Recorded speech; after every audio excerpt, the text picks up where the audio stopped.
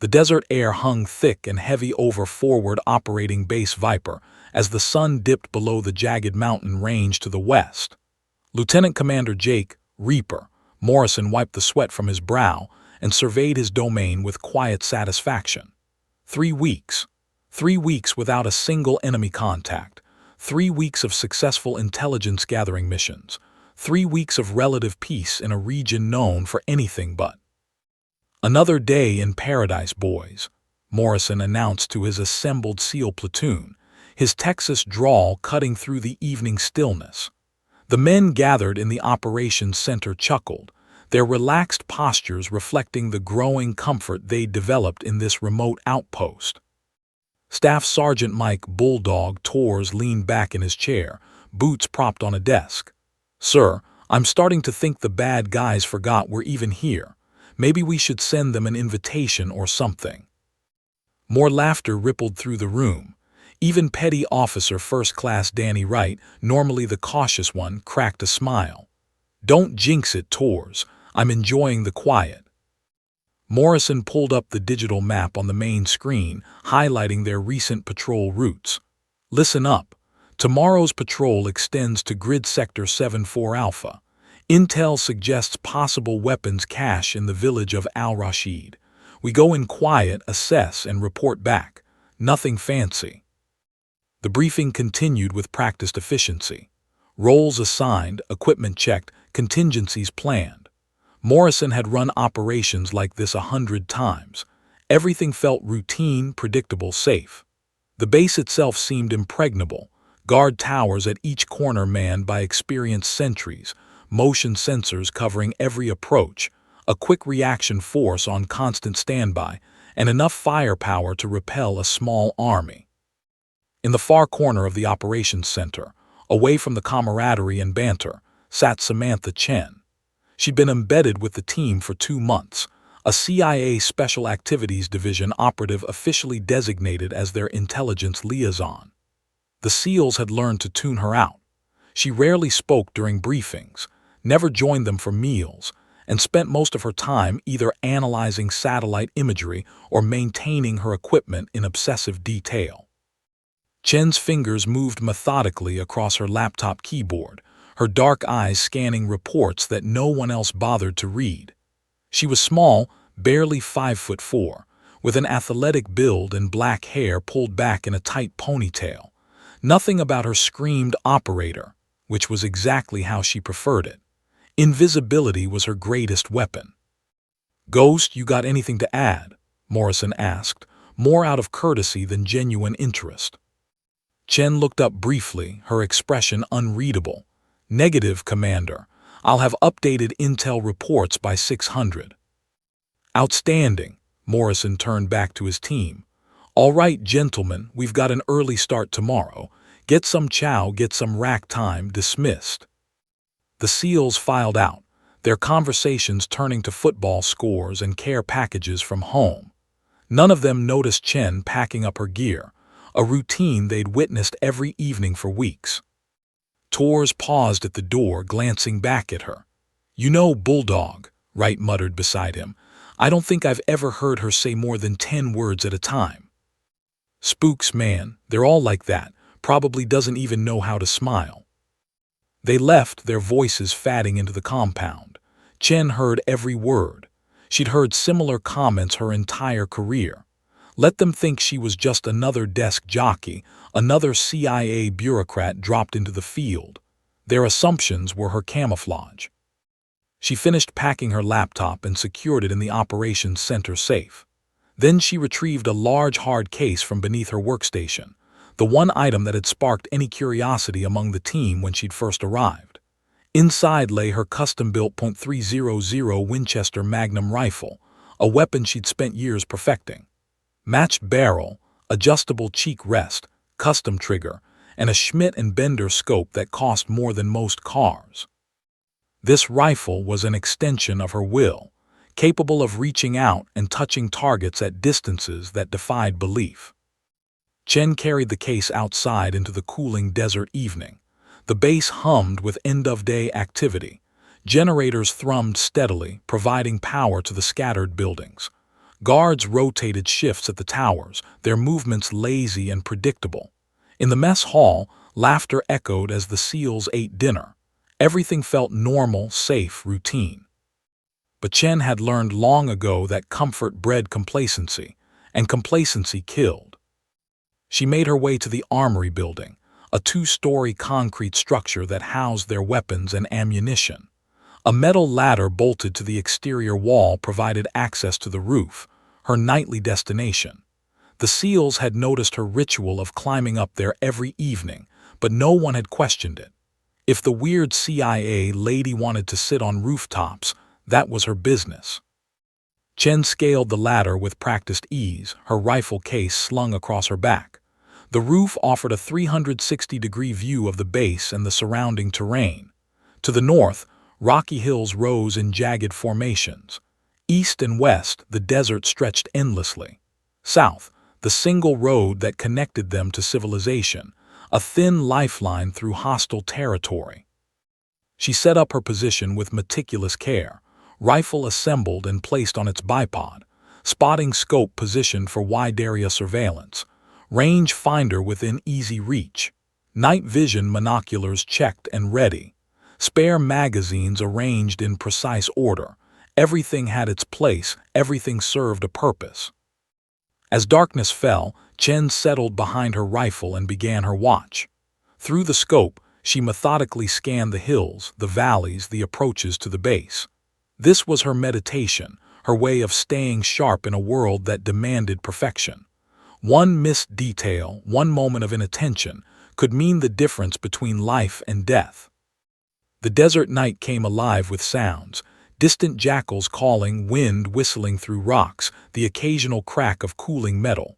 Normal sounds, familiar sounds. But tonight, something felt different. Chen couldn't articulate exactly what triggered her unease. Maybe it was the way the wind had shifted direction 3 times in the past hour. Maybe it was the absence of the wild dogs that usually prowled the perimeter around midnight. Maybe it was simply instinct, that sixth sense developed over years of operating in the world's most dangerous places.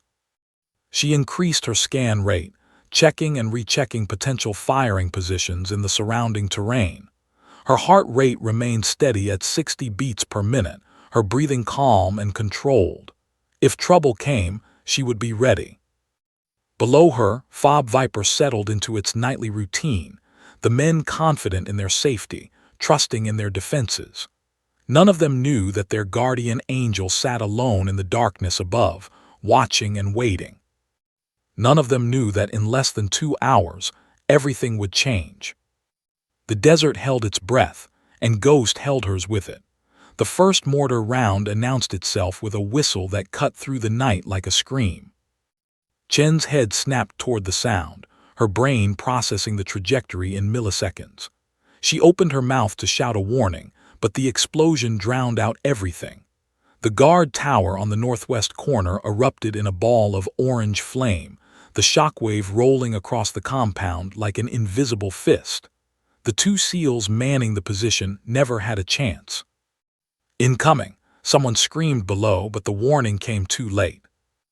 The second and third mortars hit simultaneously, one obliterating the communications building in a shower of concrete and twisted metal, the other slamming into the generator complex. The base plunged into darkness as the lights died, emergency systems struggling to engage. Then the 4th, 5th, and 6th rounds hit, a symphony of destruction choreographed with terrifying precision. Chen pressed herself flat against the armory roof as shrapnel whined overhead. Her training kicked in instantly. Count the impacts, calculate firing positions, identify the pattern.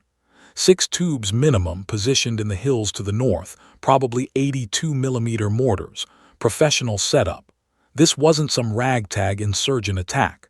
This was planned, rehearsed, deadly. Below, the base transformed into chaos. Morrison burst from his quarters, body armor half-fastened, rifle in hand. QRF, get to your stations. Corpsman, we need you at Tower 1. Someone get me comms. His voice carried the authority of years in combat, but Chen could hear the edge of surprise beneath it. They'd been caught completely off guard. The seventh mortar round hit the mess hall. The building seemed to lift off its foundation before collapsing inward, flames licking from shattered windows. Men stumbled from the wreckage, some helping wounded comrades, others clutching injuries of their own. Then the small arms fire began. Muzzle flashes erupted from 3 directions simultaneously, north, east, and west. The enemy had timed their assault perfectly, using the mortar barrage to cover their approach. Tracers cut through the darkness like angry red hornets, finding flesh and sandbag with equal efficiency.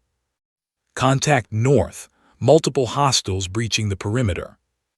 East side's compromised, they're through the wire. West Tower, we're taking heavy fire. The radio chatter devolved into a cacophony of desperate voices, each reporting a new crisis. Chen watched from above as enemy fighters poured through the breached perimeters, their movements coordinated and purposeful. They wore no uniforms, but their tactics screamed military training. Bounding overwatch, suppressing fire, grenades employed to clear strong points. These weren't farmers with AK-47s. These were soldiers.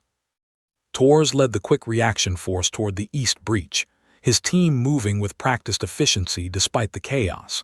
They made it 15 meters before a heavy machine gun opened up from the hills, the distinctive bark of a Russian PKM filling the night. Torres dove behind a concrete barrier as rounds chewed through the sandbags around him. 2 of his men weren't fast enough. They went down hard, their bodies jerking as bullets found them. "We're pinned, we can't move," Torres screamed into his radio. Morrison rallied a group of SEALs near the operations center, attempting to organize a defense, but the enemy had planned for this too. Grenades arced over the compound walls, forcing the Americans to scatter. An RPG streaked from the darkness, missing Morrison by inches and exploding against the armory wall below Chen. The entire building shook, nearly throwing her from the roof. She gripped her rifle tighter, her knuckles white. Through her night vision scope, she counted at least 30 enemy fighters inside the wire, with more advancing. The SEALs were outnumbered, outgunned, and caught in a kill zone designed specifically for them. "Command, this is Viper 6. We are under heavy attack. I repeat, heavy attack. We need immediate QRF and air support." Morrison's voice crackled over the radio, but Chen knew the truth. Help was at least 30 minutes away, probably longer. The base would be overrun in 10. Wright attempted to reach a fallen teammate but was driven back by withering fire. Chen watched through her scope as an enemy squad leader, identifiable by the radio on his back, directed his men with hand signals. They were executing a textbook assault, collapsing the American defense from multiple angles, driving the SEALs into a tightening noose. Another mortar barrage hit, this time targeting the ammunition bunker. The rounds fell short, but not by much. They were adjusting fire, walking the mortars closer to critical targets. When they found the ammunition, the entire base would become a crater. Chen's mind raced through her options.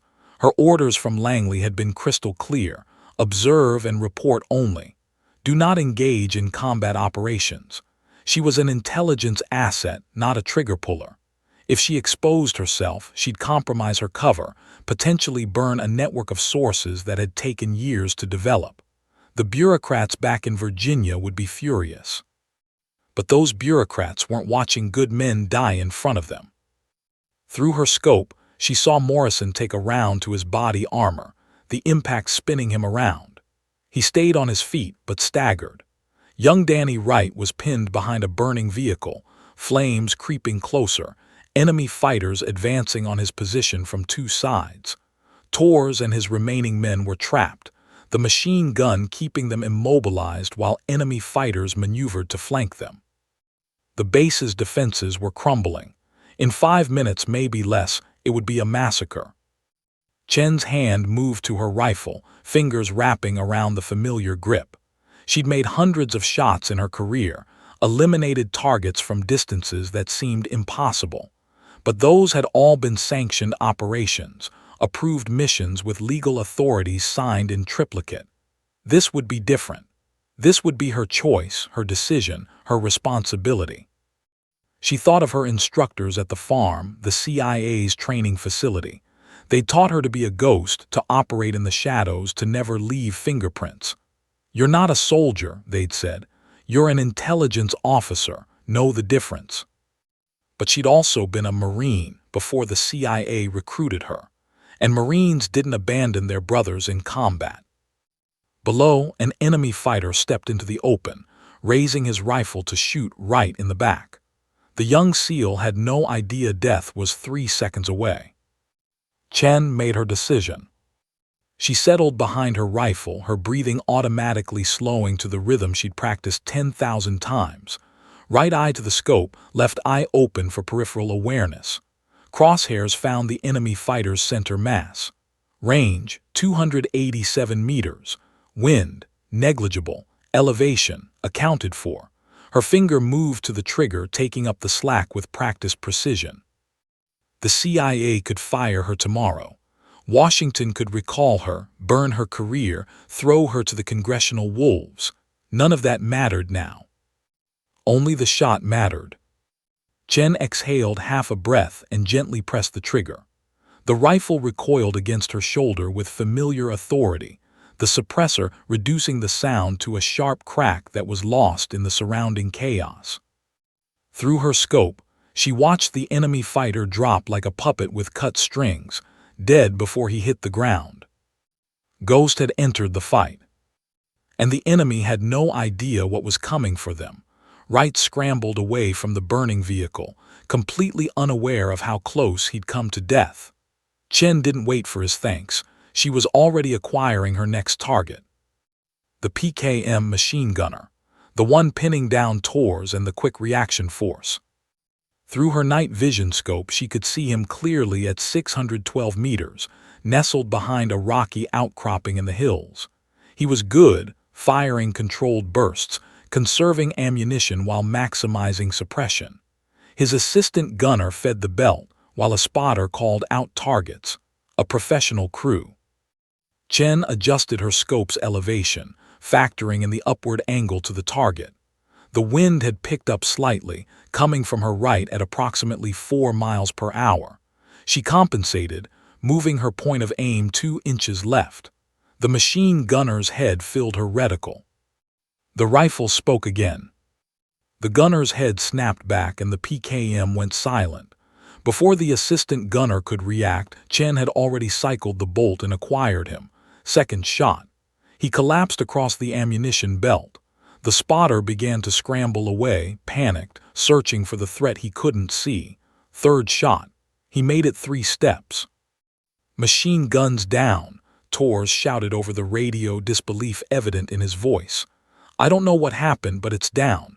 Moving now." The quick reaction force surged forward, finally able to maneuver. But Chen was already hunting her next target.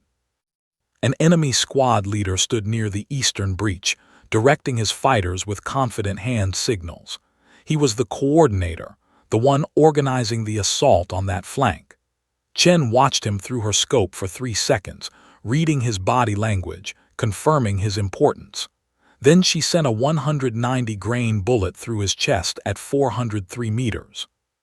The man crumpled, and immediately the fighters around him hesitated, confused. Who was in charge now? Where were the orders? The assault on the eastern perimeter faltered as they lost cohesion. Morrison noticed immediately. East side slowing down, push them back, go, go, go. A group of SEALs counterattacked, their training overcoming their earlier shock. They moved as a unit, laying down suppressing fire, using grenades to clear enemy positions. The eastern breach began to stabilize. But Chen couldn't celebrate. Through her scope, she spotted the mortar spotter in the northern hills, calling in corrections to walk the rounds onto the ammunition bunker. He was 731 meters out, partially concealed behind a boulder, only his head and shoulders visible. A difficult shot, but necessary. She controlled her breathing, letting her heart rate settle. At this distance, her own pulse could throw off the shot. The crosshairs wavered slightly with each heartbeat.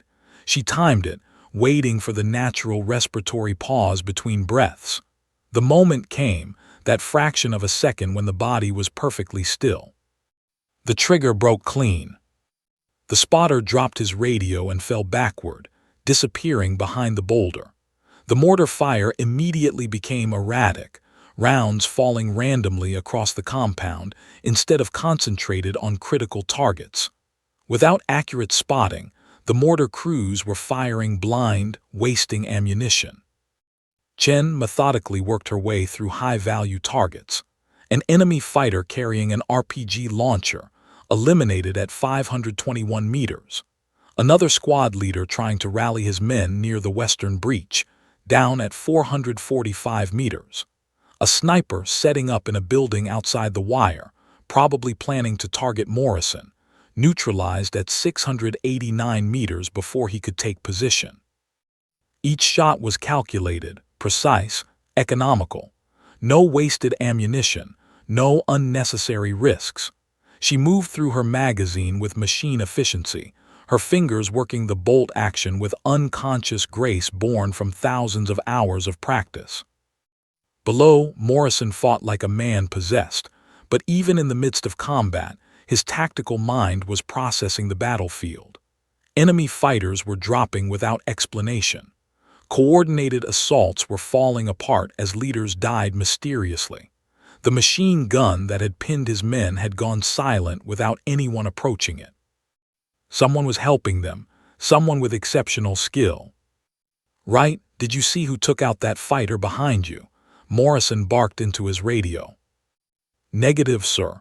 1 second he was there, next second he was down. I didn't hear the shot." Morrison's eyes scanned the compound, searching. Then he looked up, and through the smoke and darkness he saw her. A silhouette on the armory roof, prone behind a rifle, utterly still except for the smooth motion of working the bolt between shots. Ghost. The CIA spook who barely spoke, who kept to herself, who they'd all dismissed as just another intelligence analyst playing soldier. She was the one turning the tide of battle. "Ghost is in the fight," Morrison breathed into the radio, his voice carrying a mixture of awe and gratitude. "The sniper on the armory, she's on our side. All call signs the sniper is friendly." Chen heard the transmission through her earpiece but didn't respond. She was already tracking a new threat, a 4-man team attempting to flank Morrison's position from the north. They moved tactically, using cover effectively, clearly experienced fighters, but they hadn't accounted for the angel of death watching from above. She took them in sequence, working from back to front so the lead man wouldn't immediately realize his team was being eliminated. 4th man down. 3rd man turned to check on his teammate down. 2nd man started to raise his weapon toward an unknown threat down. The lead man finally understood something was wrong and tried to run down. 4 shots, 4 kills, 11 seconds. But that last shot had been different. Chen had fired from a slightly different angle, and the muzzle flash, even with her suppressor, had been visible against the darkness. She saw enemy fighters in the compound beginning to look toward her position, trying to identify the source of their casualties. She'd maintained perfect concealment until now, firing from deep shadow with minimal signature. But you couldn't kill 23 men without eventually being noticed. "Sniper, enemy sniper in the compound," someone shouted in Arabic. Chen's language training allowed her to understand perfectly. "On the tall building, find and kill." Rounds began sparking off the metal roof around her. An enemy marksman had spotted her position and was engaging, his shots walking closer. Chen rolled left just as a bullet struck where her head had been a moment before, the round punching through the thin metal roofing. Her position was compromised. Chen grabbed her rifle and gear bag, staying low as more rounds whipped overhead. She scrambled toward the roof's edge, sliding down a drainage pipe with her rifle slung across her back. Her boots hit the ground just as an RPG streaked over her previous position, exploding against the armory's roof with a thunderous blast. They knew where she'd been. Now they'd hunt where she was going. Chen sprinted through the shadows between buildings, her mind already calculating new firing positions. She needed elevation, concealment, and good sight lines. The operations center had a second-floor window that might work, or perhaps the damaged guard tower if it was still structurally sound. But through the chaos, her trained ears picked up a new sound, a vehicle engine, pushing hard, growing louder. She risked a glance toward the northern perimeter and felt ice flood her veins. A technical truck, its bed loaded with what could only be explosives, was racing through the breach at full speed. The driver hunched over the wheel, his face set with fanatical determination. The truck's path pointed directly at the fuel depot, over 5,000 gallons of diesel and aviation fuel. If that truck reached its target, the explosion would kill everyone in the compound. The blast wave alone would level every building within 200 meters. Chen saw Morrison spot the threat at the same moment. His voice cracked over the radio. VBIED, vehicle bomb approaching fuel depot. Someone stop that truck. SEALs opened fire, their rounds sparking off the technical's reinforced cab. TORs raised the platoon's last RPG launcher, aimed and pulled the trigger. Nothing. The weapon was jammed, probably damaged in the fighting. The truck was 400 meters from the depot and accelerating, weaving between obstacles and debris. It would reach the target in less than 30 seconds. Chen's rifle came up automatically, her body moving before her conscious mind fully processed the decision. She dropped to one knee behind a concrete barrier, bracing her left elbow against the wall for stability. Through her scope, she tracked the speeding vehicle, watching it bounce and swerve across the rough terrain.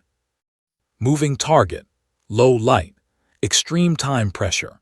She needed to shoot the driver through the windshield, a tiny target inside a moving vehicle traveling at approximately 40 miles per hour across uneven ground.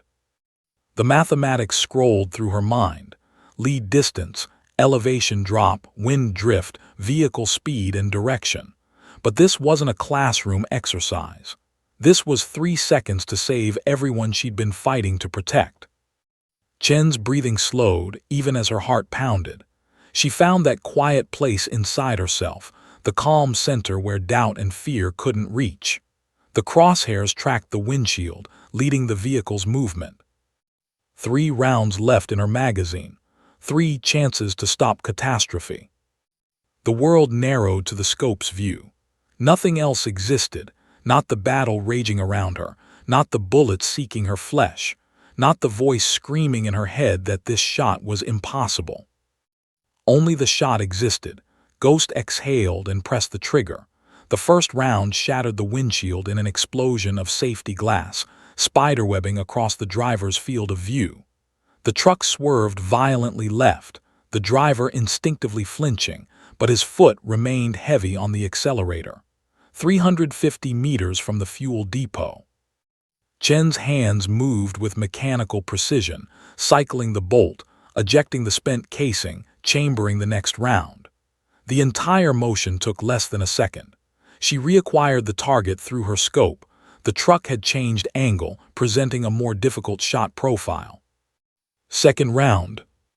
The bullet punched through the damaged windshield and caught the driver in the right shoulder, spinning him in his seat. The truck slowed marginally as his body jerked, but momentum and determination kept the vehicle lurching forward. Blood sprayed across the interior of the cab, visible even through Chen's scope. 200 meters from the depot. 1 round left. Morrison watched from across the compound, his breath caught in his throat. Every SEAL in the base had stopped firing, their attention fixed on the truck barreling towards certain destruction. If Ghost missed this shot, they were all dead. Simple mathematics. Chen didn't think about the pressure. Thinking meant hesitation, and hesitation meant failure. Her mind existed in a state of pure calculation. The truck's reduced speed, The driver's compromised position, the angle of approach, wind drift, bullet drop at this extended range. The crosshairs settled on a point 6 inches ahead of where the driver's head currently was, accounting for the vehicle's forward motion. Her finger took up the trigger's slack, feeling for that perfect break point she'd memorized through 10,000 repetitions. Time seemed to slow. She could see individual pieces of debris bouncing off the truck's hood, could count the bullet holes stitched across the windshield, could see the driver struggling to maintain control with one functioning arm. 150 meters from the depot. Chen found that sacred pause between heartbeats, that microsecond of absolute stillness. The trigger broke clean, almost surprising her with its smoothness. The .300 Winchester Magnum round crossed the distance in a fraction of a second, traveling at over 2,800 feet per second. It entered through the shattered windshield, passed through the driver's skull just above his left eye, and exited through the rear window in a spray of crimson. The driver's body went instantly slack, his dead weight falling against the steering wheel. The truck veered sharply left, tires screaming, the vehicle going into a skid across the rough ground. It careened sideways, missing the fuel depot's main tank by less than 20 feet, and slammed into a concrete safety barrier with a sickening crunch of metal. Silence. Every man in Fob Viper held his breath, waiting for the explosion that would vaporize them all. 1 second, 2 seconds, 3 seconds. Nothing. The truck sat crumpled against the barrier, steam hissing from its ruptured radiator, but the payload remained inert. The crash had damaged the detonator, leaving hundreds of pounds of explosives impotent against the barrier. Jesus Christ, Torres whispered, his voice carrying across the radio. She just saved every single one of us. Morrison found Chen through the smoke and chaos, still kneeling behind the concrete barrier, her rifle's barrel still pointed toward the disabled truck. Even from 50 meters away, he could see her hands were rock steady, no tremor of adrenaline or fear. "Ghost," Morrison said into his radio, his voice thick with emotion he didn't bother to hide. "That was the most incredible shooting I've ever witnessed. You just—" "Commander, enemy fighters breaking off from the main assault," Chen interrupted, her voice calm and professional. "6 men moving toward my position. They've identified me as a threat." And just like that, the moment of relief evaporated. Chen had been so focused on the VBIED that she hadn't noticed the enemy's reaction to her shots. But now, through her scope, she could see an enemy commander, probably the overall assault leader, pointing directly at her position and screaming orders. 6 fighters immediately detached from their units, weapons at the ready, moving with predatory purpose toward the buildings where she'd taken her last shots. They'd seen the muzzle flash. They knew approximately where she was, and they were coming to kill her. "Fall back to the operations center," Morrison ordered. "We'll cover you." "Negative, Commander," Chen replied, already moving. "Your men need to hold the perimeters. I can handle this." She didn't wait for his response. Chen slung her rifle across her back. The weapon was too long for close-quarters combat, and drew her suppressed Glock 19 from her thigh holster. 15 rounds in the magazine, 1 in the chamber. Against 6 trained fighters, the mathematics weren't in her favor.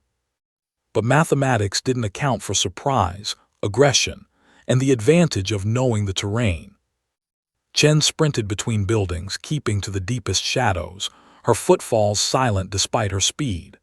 Behind her, she could hear the enemy team splitting up, communicating in rapid Arabic.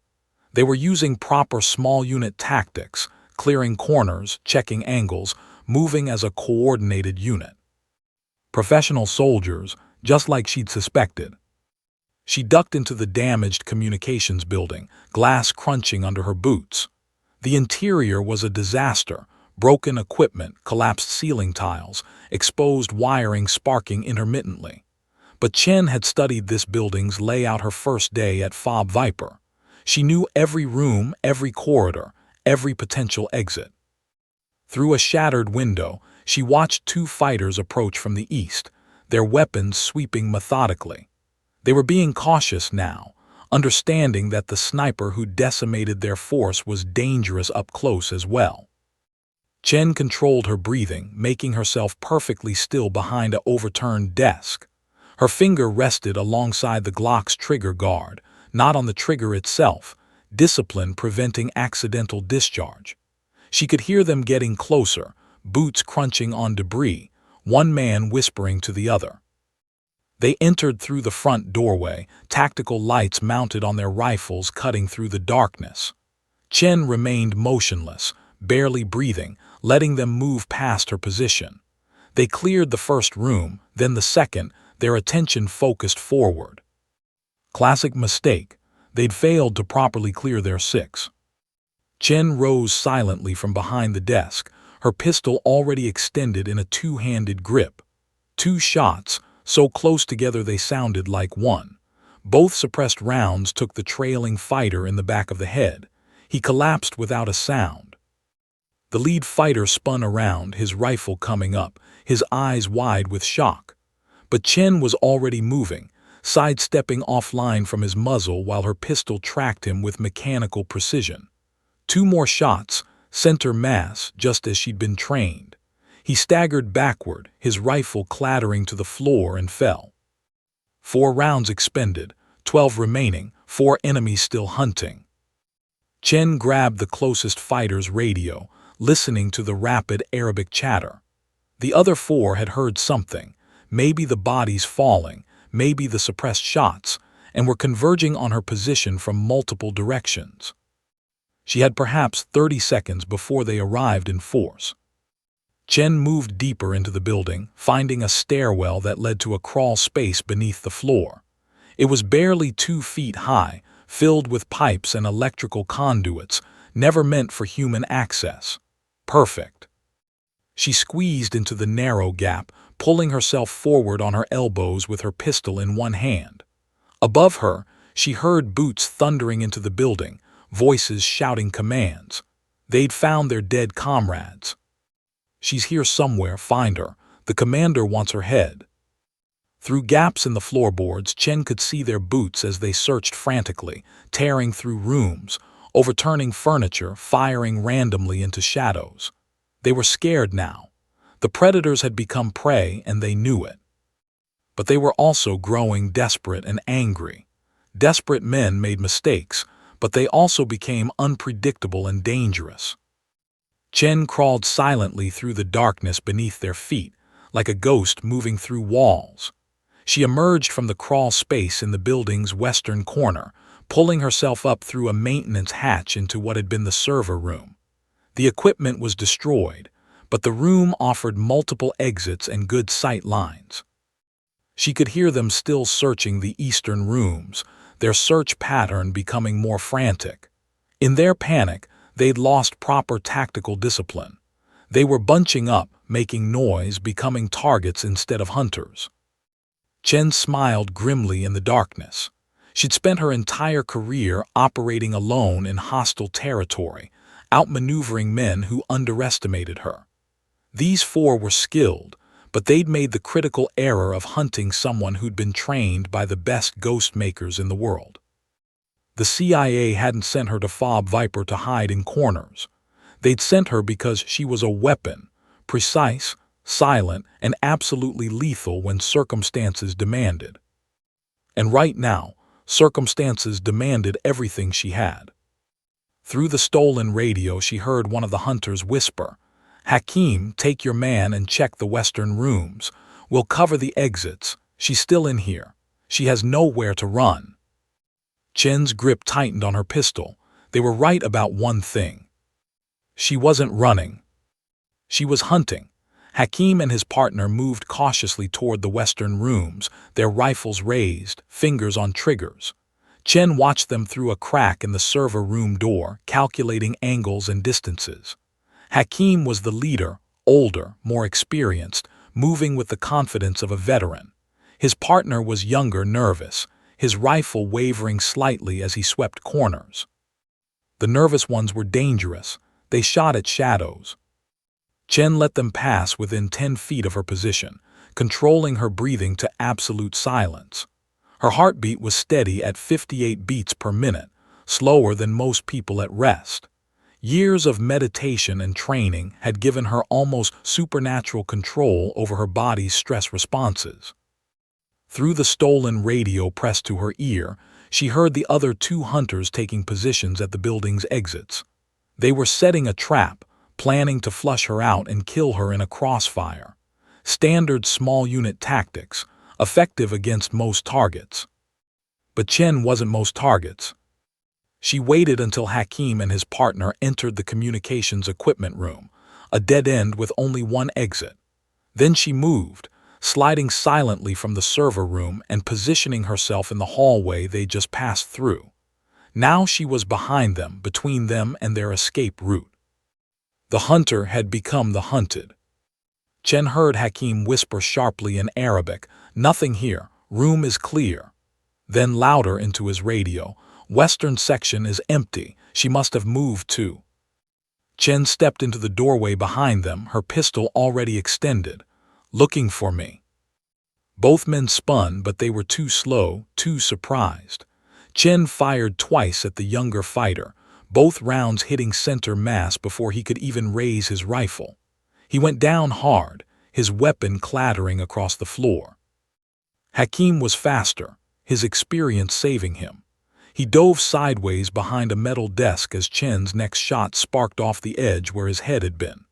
He returned fire blindly around the corner, his AK-47 chattering on full automatic, bullets punching through drywall and ceiling tiles.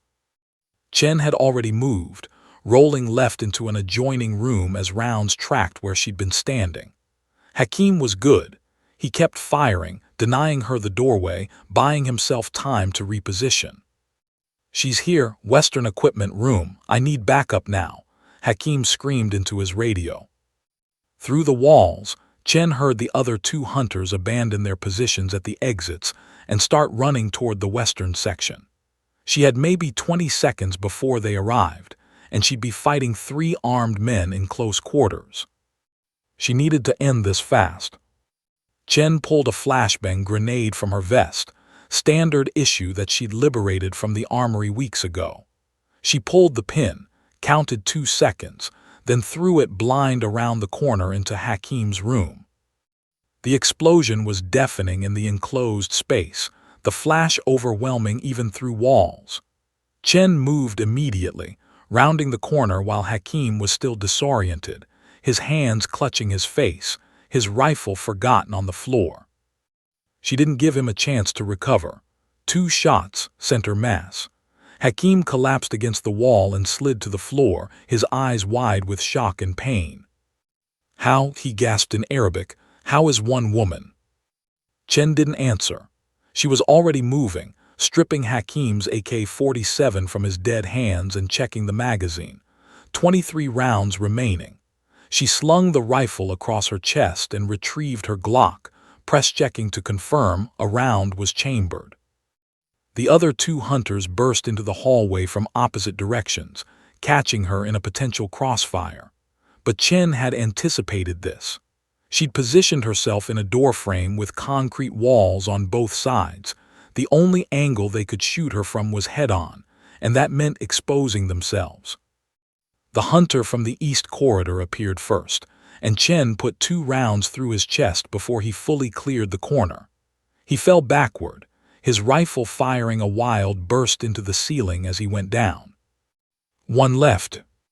The final hunter had stopped, pressed against the wall in the western corridor, breathing hard. Chen could hear him whispering prayers in Arabic, his voice shaking. He knew he was alone now, knew his entire team was dead, knew that death was waiting for him around the corner. "Drop your weapon and surrender," Chen called out in perfect Arabic. "You don't have to die here." For a moment, she thought he might actually do it. Then she heard his weapon clatter to the floor. "I'm coming out, don't shoot, I surrender." Chen kept her pistol trained on the corner, her finger resting on the trigger. Something felt wrong. The surrender came too quickly, too easily. The fighter stepped into view, hands raised, and Chen saw the grenade in his right hand, pin already pulled, his thumb holding down the spoon. A suicide attack. If she shot him, he'd drop the grenade and they'd both die. "Now we both meet Allah," he said, his eyes wild with fanatical determination. Chen's mind raced through the mathematics. The grenade had a 4 to 5 second fuse once the spoon released. She was approximately 15 feet away. The kill radius was 5 meters. If he dropped it, she had maybe 2 seconds to get behind substantial cover. "Not enough time." "You don't want to do this," Chen said calmly, her pistol still aimed at his chest. "You're young, you have family, this isn't your fight." "This is exactly my fight. You Americans come to our land, kill our people." "I'm not American," Chen interrupted. She was technically, but her ethnic Chinese features made the lie believable. "I'm just someone trying to survive, same as you. We don't have to die in this room." The fighter hesitated, confusion flickering across his face. His thumb wavered on the grenade spoon. Chen saw her opening. She holstered her pistol in one smooth motion, a gesture of peace, of trust. Then she spoke in Mandarin, knowing he wouldn't understand, but hoping the unfamiliar language would reinforce her lie. "I have a daughter," she said, then switched back to Arabic. "Do you have family? Someone waiting for you?"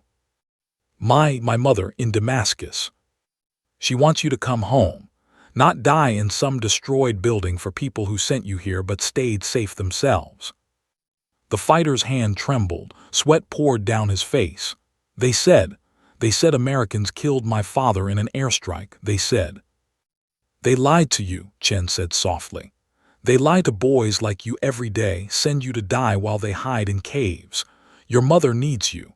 Honor your father by living, not by dying for liars." For a long moment the fighter stood frozen, the grenade still live in his hand. Then, slowly, carefully, he slid the pin back into the grenade and lowered his hands. Chen exhaled slowly, not realizing she'd been holding her breath. "Smart choice. Sit down against that wall, don't move." The fighter complied, sitting heavily, his whole body shaking with delayed shock. Chen secured his weapons and zip-tied his hands behind his back, then radioed Morrison.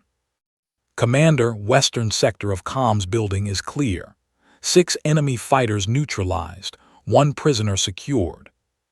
"Say again, Ghost, did you say 6? "Confirmed. 6 hostiles down, 1 captured.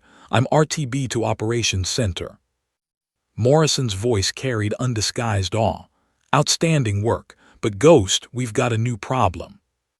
"What now?" "Enemy is pulling back from most positions, but our observation post just reported another technical truck approaching from the South Road. Looks like they brought a backup plan." Chen felt ice crystallize in her stomach. She was out of rifle ammunition. Her Glock had maybe 8 rounds left. The captured AK-47 had 23, but that was a short-range weapon, useless against a distant vehicle. "Can QRF engage?" Torres took shrapnel to the leg. His team is combat ineffective. Wright's squad is holding the eastern breach. If they leave, we'll be overrun again. I need you back on that rifle, Ghost. Chen sprinted from the communications building toward the armory, where her rifle still lay on the roof with empty magazines. "Commander, I'm black on rifle ammunition. Used everything on the first truck." Silence on the radio. Then, how long to reach the ammunition bunker and reload? Chen calculated the distance, the time to find the right ammunition, load magazines, return to position. 3 minutes, maybe 4. Technical will be in effective RPG range of the base in 2 minutes. We're out of time. Chen burst into the armory building and took the stairs 3 at a time, her mind racing through impossible solutions.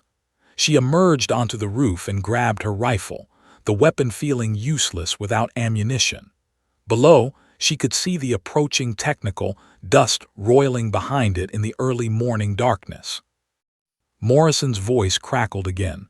"All positions, brace for impact. That truck's carrying another load of explosives. We can't stop it. The SEALs started falling back to hardened positions, preparing for the blast. Some were helping wounded teammates to bunkers.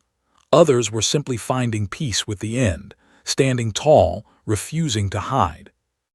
Chen stared at her empty rifle, then at the approaching truck, then back at the rifle. An impossible idea formed in her mind, so desperate, so unlikely to work that even suggesting it seemed insane. But desperate times demanded desperate solutions. And Ghost had one final trick to play. Chen's hands moved frantically across the armory roof, searching through the debris from the earlier RPG strike. Spent brass casings, broken equipment, shattered roof tiles, but no ammunition. Her rifle was a precision instrument designed for one specific cartridge. Winchester Magnum. Nothing else would work. The technical truck was 90 seconds out, closing fast. "Ghost, what's your status?" Morrison's voice held barely controlled desperation. Chen didn't answer. Her mind was running through every possibility, every option, every impossible solution. Then her eyes fell on something she'd forgotten. The enemy sniper she'd killed earlier, the one who'd been setting up outside the wire. She'd neutralized him at 689 meters before he could take his shot. "Commander, the enemy sniper I eliminated earlier. Did anyone recover his weapon?" "Negative, body still out there, northern perimeter. Why?" Chen was already moving, slinging her rifle and scrambling down from the armory roof. What kind of rifle was he carrying? "How the hell should I wait?" Morrison paused. "Right, you had eyes on that sniper position. What was he carrying?" Wright's voice came through, strained from pain. "Looked like a Dragunov SVD, sir. Standard Russian marksman rifle." Chen's heart sank. Dragunov used 7.62 x 54 MAR rounds, completely incompatible with her weapon. Useless. 60 seconds. She sprinted toward the northern perimeter anyway, her boots pounding across the compound. Maybe the sniper had a backup weapon. Maybe there was something she could use, maybe. "Ghost, you've got 45 seconds before that truck is in our perimeter," Morrison shouted. "Whatever you're planning, do it now." Chen reached the damaged section of the northern wall and vaulted over the sandbags. The enemy sniper's body lay crumpled behind a rocky outcrop exactly where she'd left him, his Dragunov still clutched in his dead hands. She rolled him over, desperately searching his gear. 2 spare magazines for the Dragunov, a pistol, grenades, water bottle, but no. Wait. Strapped to his back was a second rifle case. Chen tore it open, her hands shaking with adrenaline, and felt her breath catch. A Macmillan TAC-50, an American-made .50 caliber rifle, probably captured from a previous engagement or bought on the black market. And next to it, a cloth bandolier containing 5 massive rounds of .50 BMG ammunition. 30 seconds. Chen grabbed the rifle and ammunition, not questioning her impossible luck. The weapon was heavier than her own, the ergonomics different, the scope unfamiliar. She trained on .50 caliber rifles at Quantico years ago, but had always preferred the lighter, more precise .300 Win Mag. But beggars couldn't be choosers. She sprinted back toward the base, loading a single round into the TAC-50's chamber as she ran. Through the gaps in the perimeter wall, she could see the technical truck now, its engine roaring, less than 800 meters out and closing at 50 miles per hour. 20 seconds.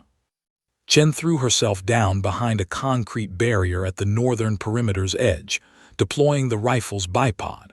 Her hands flew across the unfamiliar weapon, checking the scope, testing the bolt action, trying to build an instant mental model of how this rifle would shoot compared to her own. The scope was zeroed for 500 meters. She could tell from the elevation adjustment markings. But the truck was currently 600 meters out and accelerating toward her. She'd need to hold over, compensate for the different ballistics, account for the fact that she'd never fired this specific rifle before. 15 seconds. Morrison's voice, "Ghost, tell me you have something." Chen's eye found the scope, her breathing automatically slowing despite the insane time pressure. The truck filled her view, a Toyota Hilux with its bed loaded with barrels that could only be explosives. The driver was hunched forward, one hand on the wheel, the other holding what looked like a trigger device. A dead man's switch. If she killed him, his hand would release and detonate the explosives immediately. 10 seconds. She needed to hit the engine block, disable the vehicle without killing the driver. But the engine was a small target on a vehicle moving at highway speeds across rough terrain, and she was using an unfamiliar rifle with unknown zero and ballistics. The mathematics were impossible. "I can't stop it," Chen whispered, the admission tearing at her soul. Below her, she could see SEALs helping wounded men into bunkers, making peace with their final moments. Torres was praying. Wright was writing something on a piece of paper, probably a final letter home. 7 seconds. Chen's finger moved to the trigger anyway. Even if the shot was impossible, she had to try. Failure wasn't an option when good men's lives hung in the balance. She steadied her breathing, found that quiet center, let the chaos fall away. The crosshairs settled on the truck's engine block, leading the target to account for its speed and direction. But something felt wrong. The angle was bad, the armor plating protecting the engine. The shot wouldn't penetrate deep enough to disable the vehicle. 5 seconds. Then Chen saw it. The front left tire, compressed from the weight of the explosives, spinning at high RPM. If she could blow the tire at speed, the truck would lose control, flip, maybe detonate away from the base, or maybe crash without triggering the explosives. Maybe wasn't good enough, but maybe was all she had. 3 seconds. Chen shifted her aim to the tire, calculating the lead time. The .50 BMG round traveled at 2,800 feet per second. The truck was moving at approximately 75 feet per second. At current range of 400 meters, she needed to lead by roughly 12 inches, account for wind drift, compensate for the unfamiliar scope 0. 2 seconds. Her finger touched the trigger. This was it, the culmination of every hour spent training, every shot fired in practice, every mission that had led to this single moment. All her skill, all her training, all her experience condensed into one impossible shot with an unfamiliar weapon at a moving target while exhausted and running on pure adrenaline. The world crystallized into perfect clarity. She could see individual rocks bouncing off the truck's hood, could see the driver's knuckles white on the steering wheel, could see the sun just beginning to peek over the eastern mountains, painting the desert gold. 1 second. Chen found that sacred pause between heartbeats. The trigger broke. The .50 caliber round roared from the barrel with a muzzle blast that shook dust from the concrete barrier. The massive bullet crossed the distance in less time than it took to blink. The front left tire exploded in a spectacular burst of rubber and steel. The truck lurched violently to the left, the driver overcorrecting, the vehicle going into an uncontrolled spin at 75 miles per hour. Time seemed to slow as the truck skidded sideways, tipping onto two wheels, the driver visible through the window, his face frozen in shock, the dead man's switch still clutched in his hand. The truck flipped. Once, twice, 3 times. Each rotation seemed to take an eternity, the vehicle tumbling end over end, throwing debris and barrels of explosives across the desert floor. Every person in Fob Viper held their breath, waiting for the detonation that would end them all. The truck came to rest on its roof, 150 meters from the perimeter, crushed and broken. Steam hissed from the destroyed engine. Fuel leaked across the sand. But no explosion. Through her scope, Chen could see the driver, still alive, crawling from the wreckage, the trigger device lost somewhere in the tumbling chaos.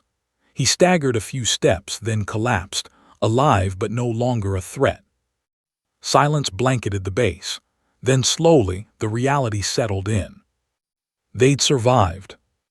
Impossible, Morrison breathed over the radio. That was, Ghost, that was impossible. Chen lowered the rifle, her hands finally beginning to shake as the adrenaline crash hit her system. She just made the shot of her lifetime with a weapon she'd never fired before, under impossible conditions, with impossible stakes. And somehow, impossibly, it had worked. Tor's voice crackled through the radio. "Sir, enemy forces are retreating. They're falling back into the hills." Without their leadership, without their vehicles, and facing an unseen sniper who seemed capable of impossible feats, the remaining insurgents had finally broken. The assault was over. Chen sat back against the concrete barrier, the captured rifle across her lap, and allowed herself one moment of relief. The sun continued its rise over Fob Viper, painting the devastated base in shades of orange and gold. They'd held. Against impossible odds, against superior numbers, against coordinated assault, they'd held. And now, finally, the long night was ending. The sun climbed higher over forward operating Base Viper, its light revealing the true cost of the night's battle. Smoke rose from a dozen fires scattered across the compound. The guard towers stood skeletal and broken. Bullet holes stitched every wall. Blood stained the sand in dark patches that would take weeks to fade. But the base still stood, and the American flag, somehow untouched by the carnage, still flew from its pole near the operations center. Chen remained sitting against the concrete barrier, the captured .50 caliber rifle across her lap. Her hands had finally stopped shaking, replaced by a profound numbness that she recognized from previous missions. The adrenaline had burned through her system, leaving behind an exhaustion so deep it felt like gravity had tripled. She'd killed 29 men tonight, 29 human beings who'd woken up yesterday morning, eaten breakfast, perhaps thought about their families, and made the decision to attack this base. Now they were corpses cooling in the desert sun, their stories ended by her bullets. Necessary deaths, righteous deaths even, but deaths nonetheless. Ghost. Chen looked up to find Morrison approaching, his uniform torn and bloodstained, a field dressing wrapped around his left forearm. His face was haggard, aged 10 years in a single night, but his eyes held something she hadn't seen before when he looked at her. "Respect." "Commander," she acknowledged, starting to stand. "Stay seated," Morrison said, lowering himself to sit beside her with a grunt of pain. "I think you've earned the right to rest." For a moment they sat in silence, watching the sun paint the desert in shades of amber and gold. In the distance, medical helicopters approached, their rotors thundering across the valley. "I counted 23 confirmed enemy kills from your sniper work alone," Morrison finally said, "plus the 6 you took down in close quarters, and 2 technical trucks stopped with shots that, hell, I wouldn't have believed them if I hadn't seen them myself." Chen said nothing, staring at her hands. She could still feel the rifle's recoil in her shoulder, still smell the cordite and blood. "My after-action report is going to read like fiction," Morrison continued. "One operator, completely outnumbered, turning the tide of an entire battle from the shadows. They'll probably think I'm embellishing." "I was just doing my job, Commander." "Your job," Morrison turned to look at her directly, "your job was intelligence gathering, analysis, sitting in an office and reading reports. What you did tonight," he shook his head, "that was something else entirely." Chen finally met his eyes. "I couldn't watch good men die when I had the skills to prevent it. Orders or no orders, I couldn't just watch. And thank God for that." Morrison extended his hand. "I owe you an apology, Ghost. We all do. We wrote you off as just another spook, another analyst playing soldier. We didn't see you, didn't respect what you brought to this team." Chen shook his hand, feeling the strength in his grip despite his injuries. "You didn't know. I preferred it that way. Being underestimated is often the best camouflage. Well, that camouflage is gone now. Morrison smiled grimly.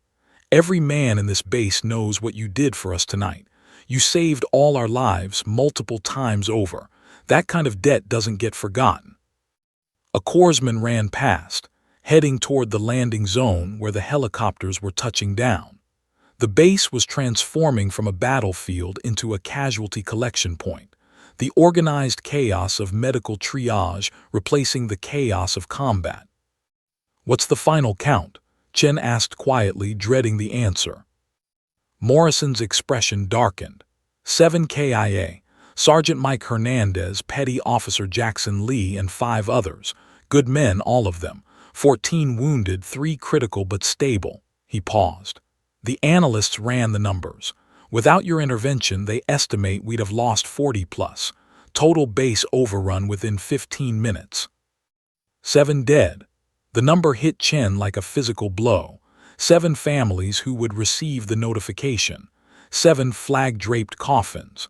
7 funerals where taps would play while heartbroken loved ones wept.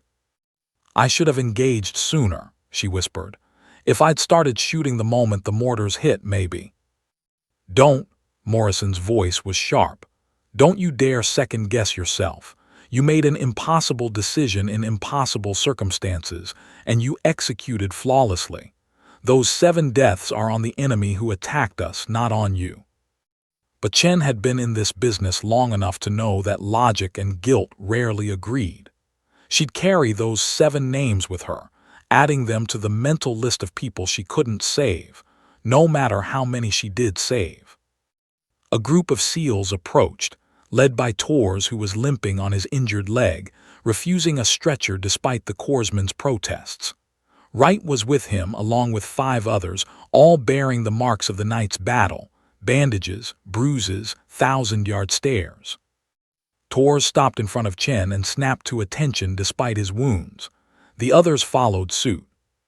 "Ma'am," Torres said formally, we all wanted to thank you properly." He reached into his vest and pulled out a SEAL Trident insignia, the gold pin catching the morning light. "You're not a SEAL. You never went through Bud S, never rang the bell, never earned this through the official channels." Chen felt her throat tighten. "But you earned it where it matters most," Torres continued. "In combat under fire when everything was on the line, you stood with us, fought for us, and saved us." He held out the trident. "We'd be honored if you'd accept this. You're one of us now, Ghost, always will be." Chen took the trident with trembling hands, the metal warm from Torres' body heat. She'd seen these pins before, knew what they represented. Brotherhood forged in the crucible of the world's most demanding training, sealed with blood in the world's most dangerous places. "I don't know what to say," she managed. "Don't say anything," Wright said, his young face aged by the night's horrors. "You don't need to. You said everything that mattered when you started firing from those shadows." One by one, the SEALs came forward, shaking her hand, offering quiet words of gratitude. Some had tears in their eyes, others just nodded, too choked up to speak. These were the hardest men Chen had ever met, warriors who'd faced death in a dozen countries, and she'd earned their respect in the most fundamental way possible. Morrison stood, offering Chen his hand to help her up. "The birds are here for our wounded. They'll take you out too if you want. God knows you've earned the extraction." Chen looked around the devastated base, at the men who were already beginning the work of rebuilding defenses, treating wounded, and recovering the dead. The battle was over, but the work wasn't done. "Permission to stay, Commander. I'd like to help with the cleanup and fortification." Morrison smiled. "Granted, welcome to the team, Ghost, officially this time."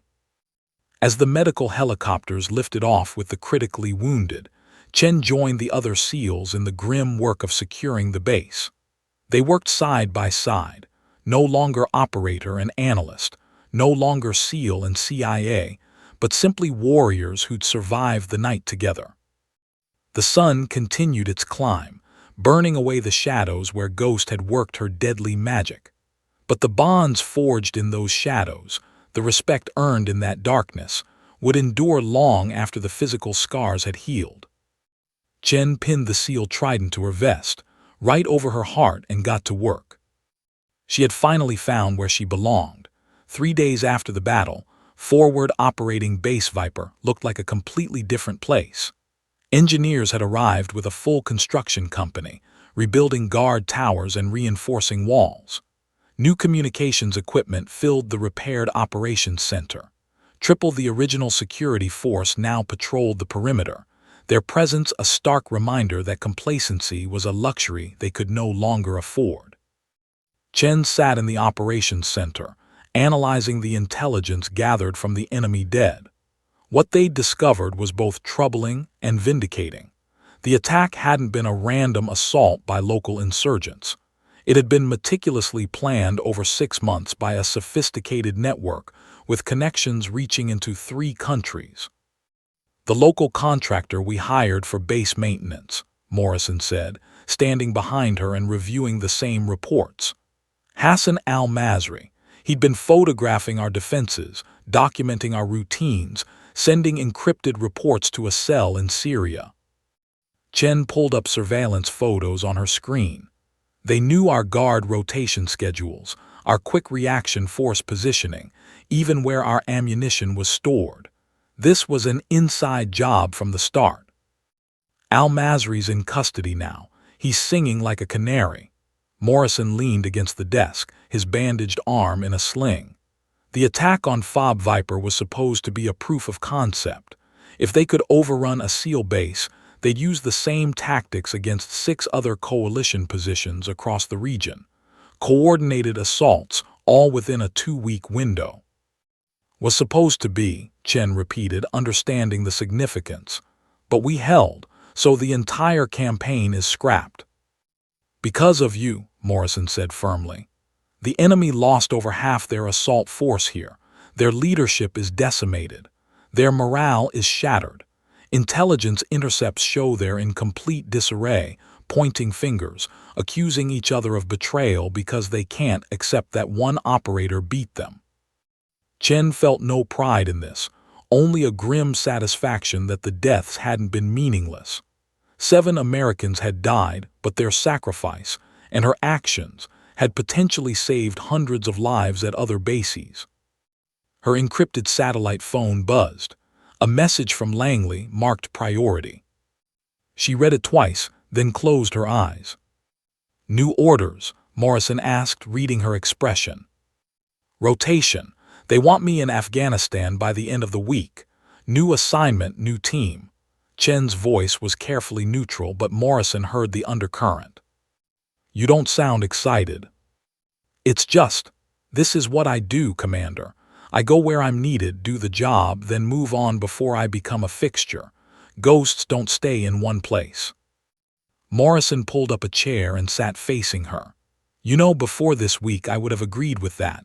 Thought you CIA types were just passing through, tourists in our war. But you're not a tourist, Ghost.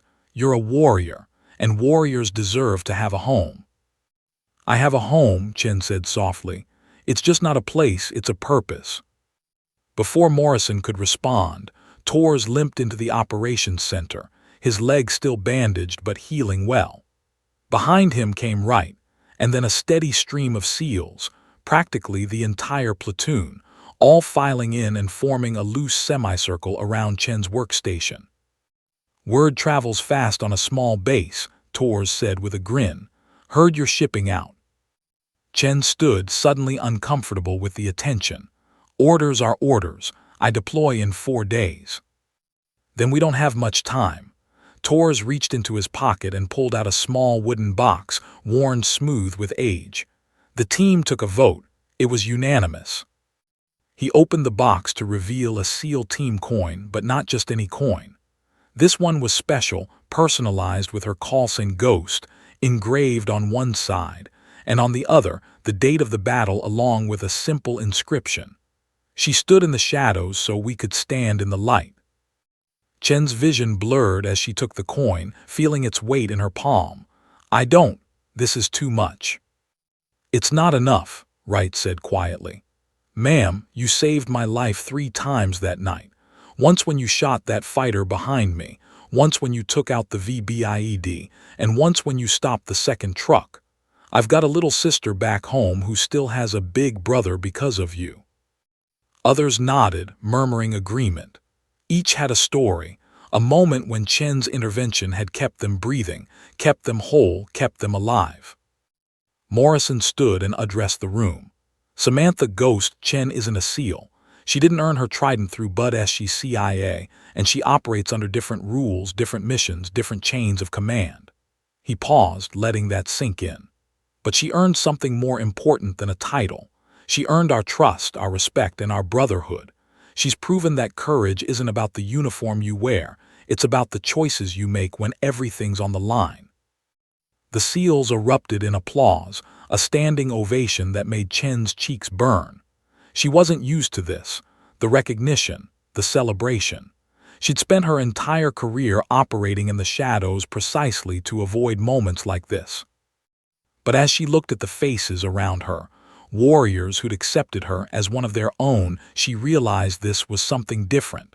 This wasn't about glory or recognition. This was about family. Over the next 3 days, Chen helped finalize the base's new security protocols, trained Morrison's team on advanced surveillance detection techniques, and prepared detailed briefings for her replacement.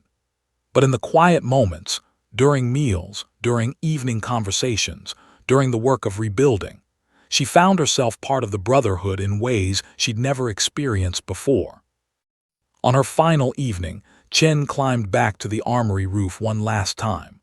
Her sniper rifle was packed, her gear staged for the morning flight. But she wanted to see the sunset from this position, to remember the view from the place where she'd made her stand. Morrison found her there, as she'd somehow known he would. "Thinking about that night?" he asked, sitting beside her. "Thinking about all of it," Chen replied. "How one night can change everything, how strangers can become family, how purpose can be found in the strangest places. You'll always have a place here, Ghost. If you ever need a home, Fob Viper's yours." Chen smiled, genuinely touched. "I appreciate that, Commander, but my home is out there in the shadows, watching over people who don't even know I exist. That's where I'm most effective. That's where I belong. Then the world's a safer place because of it." They sat in comfortable silence as the sun painted the desert in brilliant oranges and purples. Tomorrow, Chen would board a helicopter and disappear into her next mission, her next identity, her next shadow. But tonight, just for these few moments, she allowed herself to be seen. The helicopter lifted off at 600 hours, Chen visible through the window with her rifle case beside her. The SEALs lined up on the tarmac, standing at attention in a final salute to the warrior who'd saved them all. As the base shrank in the distance, Chen performed her familiar ritual, field stripping and cleaning her rifle, the meditative practice that centered her mind and prepared her spirit for whatever came next. Her satellite phone buzzed, the mission brief for Afghanistan, a Taliban stronghold, American prisoners, impossible odds. Exactly her kind of mission. Chen smiled slightly, her fingers moving across the rifle's components with practiced precision. Somewhere out there, men and women needed someone watching from the shadows, someone who could make impossible shots and accept impossible missions, someone who could be the guardian angel that nobody saw but everybody needed. The SEAL trident pinned to her vest caught the morning light, a reminder that she was never truly alone. She carried her brothers with her, their respect and trust a armor stronger than Kevlar. Ghost leaned back in her seat, the rifle now perfectly clean and reassembled, ready for its next mission. The shadow remains, she thought, patient, prepared, eternal. And somewhere in the darkness ahead, someone would need saving. She'd be ready. The end.